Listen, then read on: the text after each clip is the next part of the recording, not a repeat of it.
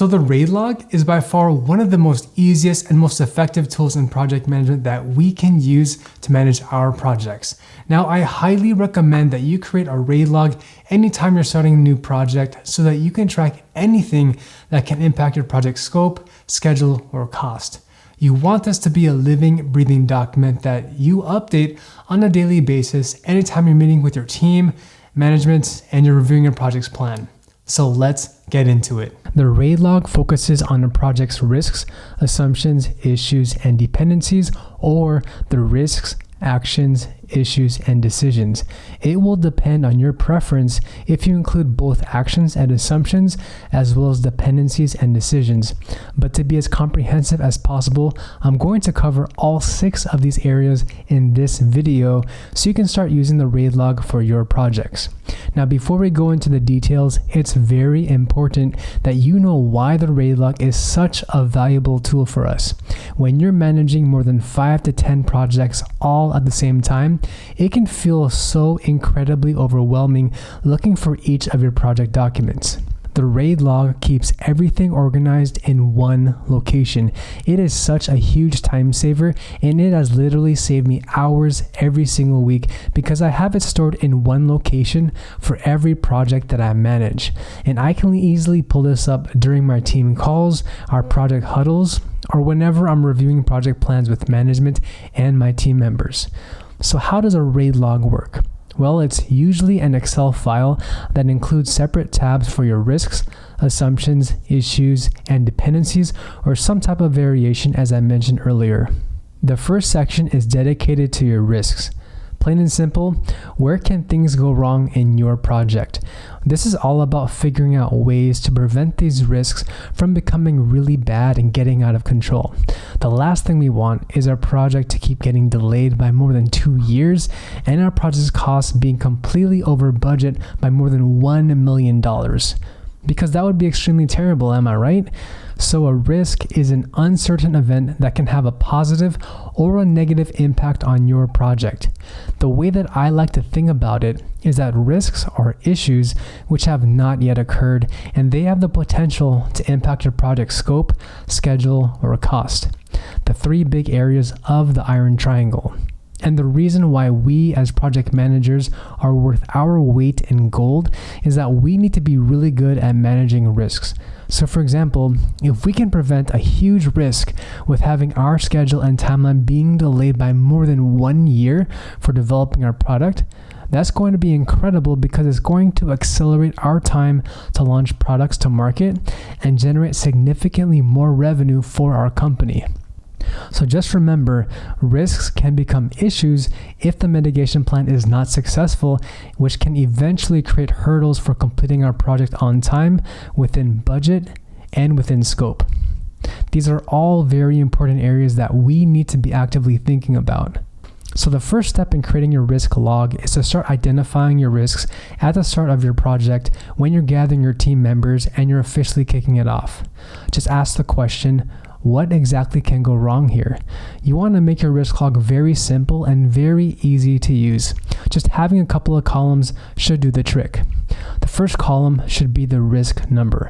When you're working with your team, you need a way to identify which risk is being referred to in your discussions. If there are more than 15 risks, having a unique identification number is going to help you out tremendously when you're discussing and you're planning out your project with your team. The second column is the originator, who identified the risk and brought it to your attention. The next column should be the date that the risk was identified. Now this helps with tracking purposes, especially if you want to retrospectively look back and see when risks were identified as you continue on with your project. The fourth column should be the risk status. Is it open or is it closed? The fifth column is one of the most important columns you need to include, and it is the risk description. Describe what the risk is in easy to understand words. Try to keep it concise and to the point in less than 2 to 3 sentences. Now, me personally, I like to write out my risks using the following structure. There is a risk that ABC, which will have an impact on XYZ. So for example, there is a risk that our engineering technicians will not be available during October, which will have an impact on our schedule and delay our product build by 1 more month. The next 3 columns are the most important when it comes to evaluating and prioritizing which risks to focus your team's effort on. When we're analyzing our risks, we need to think in terms of 2 key parameters: the impact and the likelihood of occurrence. The likelihood of occurrence is what is the chance that this uncertain event will occur? Meaning, how likely is it going to take place? Does it have an extremely low likelihood of occurrence? So 30%? Is it 50%? Or is it extremely likely to happen, so 90%? The impact is usually defined in terms of the project schedule or budget. So what happens if this risk actually takes place? Will this significantly delay our timeline and have a huge and high consequence? Or will it have a low consequence? Just remember that if a risk impacts an activity on the critical path, then this will have a huge and high impact. The way that you list your risks on your risk log will depend on your preference. Personally, I like to quantify both probability and impact using a scale of 1, 2, and 3.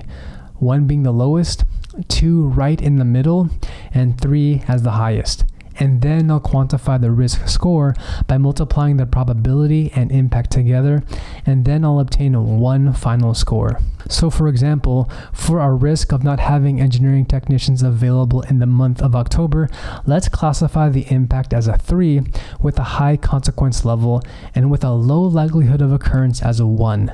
The risk score would then be 2 multiplied by 1, which equals 2. Once you have an entire list of more than 10 risks, you can quickly sort your table using your risk scores and focus your efforts on the risks which have the highest score level. A quick hack that I like to do with Excel is to use conditional formatting so that anytime the score level is a 3, it automatically highlights a cell a yellow color to flag my attention. The next column is very important, and this is to address the risk mitigation plan. In other words, what actions will you take to mitigate the risk? What actions will you take to decrease the probability or decrease the impact of this negative risk? In our example, our mitigation plan could be collaborate with manufacturing management to obtain the dedicated resources to support our engineering build. The next column is for the risk owner. It is always best practice to only have one owner who will manage the risk mitigation plan. If it's the technical engineering lead, then make sure that you explicitly assign it to that one person and that you hold him or her accountable for it. So in our example, we've assigned this risk to Charles Schwab. The next column that we need is the due date. This is the date that we're targeting to resolve this risk so it doesn't become and materialize into an issue. If there are any other information that we do need to include, we'll capture that inside of the comments column. And lastly, we have a column for date closed. When was the risk closed? Now, a few key pointers about risk management to help you lead your projects. Number 1, there is no point with identifying and listing out hundreds and hundreds of risks. If you don't come up with risk management plans, then what's the point in identifying all of these risks? What's important is that you understand what the risks are and that you develop risk mitigation plans that will help you prevent these negative risks from actually taking place and becoming issues. Number 2, remember that our time and our resources are extremely limited, so you need to focus your efforts on the risks which have the biggest impact and the highest likelihood of occurrence. Tip number 3, engage your team as early on as possible to identify these risks. What are you going to do to prevent these risks from happening? Start adopting that mindset and think, will we be able to stop it? Because at the end of the day, we don't want these risks to become an issue. The next section of the RAID log is for your assumptions. An assumption is anything that you believe to be true without having physical or tangible evidence. Whenever we're creating a project plan, there is no way that we're going to know everything. We don't know everything, and we're always operating under some assumption. So just keep in mind that assumptions can also be risks. For example, we may assume that our vendor will take 12 weeks to deliver our electronic components to us, so we'll use that assumption to build out our preliminary high-level schedule. Another assumption could be, for example, it is assumed that no additional testing or regulatory approval will be required because the product design is not being changed and there will be no changes to its functionality. Now, because assumptions play such a major role towards our project success, it's very important to continuously review your assumptions with your team to see if these change in the future. Now, to create your assumptions log in Excel, you only need 3 columns: the assumption ID number, the description, and another column for what will happen if the assumption is not true. For example, if our assumption is not true, then what may happen is that the product design will need to be reevaluated for potential testing and regulatory requirements. Now, going back to our RAID log, as I mentioned previously, another area that other project managers like to keep track of are the actions. Actions are any type of activity that must be performed to create deliverables, which are part of our project scope. In your action log, you want to have the following information: the ID number, the date that it was identified, the owner, meaning who is assigned to complete the task, the action itself, the due date, the status, meaning is it in progress, on hold, or completed, and lastly, comments. So for example, on February 10, 2023, the team identified that additional samples need to be developed by the vendor to complete testing activities. This action has been assigned to John Smith, which is still in progress and is due by February 23. By the way, if you're getting a lot of value out of this video, be sure to smash that like button and subscribe to the channel for more videos like this. Now, moving on to the third section of your RAID log is a separate tab for your issues. Remember how we were talking about risks earlier? Well, issues are risks that have physically taken place and are negatively impacting your project. Think of issues as fires that now need to be extinguished and put out. I mean, you don't want your house to be on fire, right? So it's very important that we keep a close eye on our most important issues and that we close them out as soon as possible. So similar to our risk log, our issue log is going to contain many of the same elements: the issue ID, the date it was identified, its status, is it open, on hold, or closed, a description of the issue, the impact. So in other words, you'd write a brief sentence describing what is the consequence of this issue on a project. Will it delay our schedule by 6 weeks? Or will it cause our project to be over budget by $20,000? Or will it require additional resources from the engineering team? Next is the severity level. Is it low, medium, or high? The next item to include is the contingency plan, meaning what specific actions will we take to resolve this issue.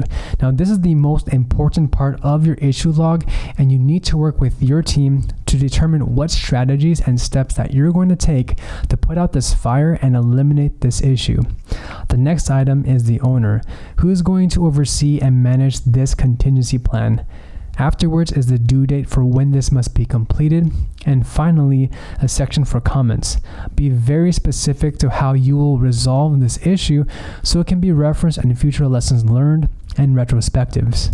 So an example of an issue could be the components of the prototype failed during testing and do not function as intended. The impact is that this will require a complete redesign of the product and procurement of new parts from suppliers, which may extend the project schedule by a few months. Due to the tremendous impact to the schedule, the severity is high. So for this issue, let's say you work with your team and you brainstorm the contingency plan. The plan could be to brainstorm alternate designs using components which are available off the shelf and do not have long lead times. And the assigned owner could be John Smith with a due date of March 7.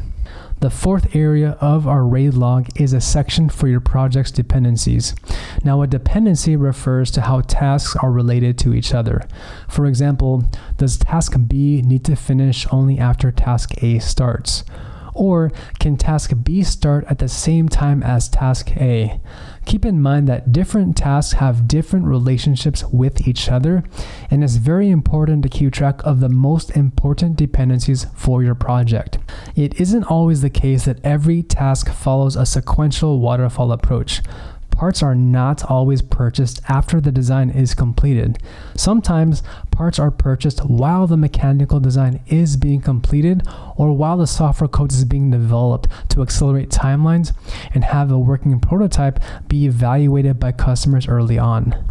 So the key lesson here is to work with your team to identify the most important dependencies and to keep track of them inside of your RAID log. In your dependencies section, the following information is what I recommend to you: the ID number, the description of the dependency, who this dependency depends upon, the date that this needs to be satisfied, and of course, the impact and consequence if this dependency is not satisfied. So a few examples could include: number 1, regulatory submission must take place after completing all validation activities and engineering design freeze. If this dependency is not met, the design will not comply with regulations and it will significantly delay the product launch. Number 2, technicians must be available to complete all verification testing of the prototype. If this dependency is not met, prototype testing will be delayed until resources are available. Number 3, customer validations must be performed using prototypes after they pass first article inspections. If this dependency is not met, the customers will not be validating a product that meets specification, which may lead to issues during the actual validation. Moving on to the next part of the RAID log, the other area that other project managers like to keep track of are the decisions. Anytime a key decision is made by your team or management, it's very important to keep a historical record of these so that it can be referenced to in the future. This is extremely helpful whenever there are critical decisions being made which involve hundreds of thousands of dollars and leadership wants to better understand what happened in the past few months and who was involved in making those decisions. The items that I recommend including in your decision log are the following: the ID number, date of decision, the decision that was actually made, who agreed to the decision, and are there any related comments to capture. The column for agreed by is very important so that people who were not included as part of the discussion can see who was involved in actually making that decision. So for example, vendor A has been selected to proceed with manufacturing the team's final design, and this was agreed upon by the cross-functional team and leadership. I recommend that when you actually list out your decisions, make sure to explicitly state the person's name who agreed to the decision so it's clear who was involved in the decision-making process. Now, as you can see, the RAID log is a very comprehensive and easy tool that you can use to keep track of many of your project's areas and its impact to your scope, schedule, and cost. Now, to see what it's like to actually be a project manager, watch this video next to see a day in my life as a full-time project manager.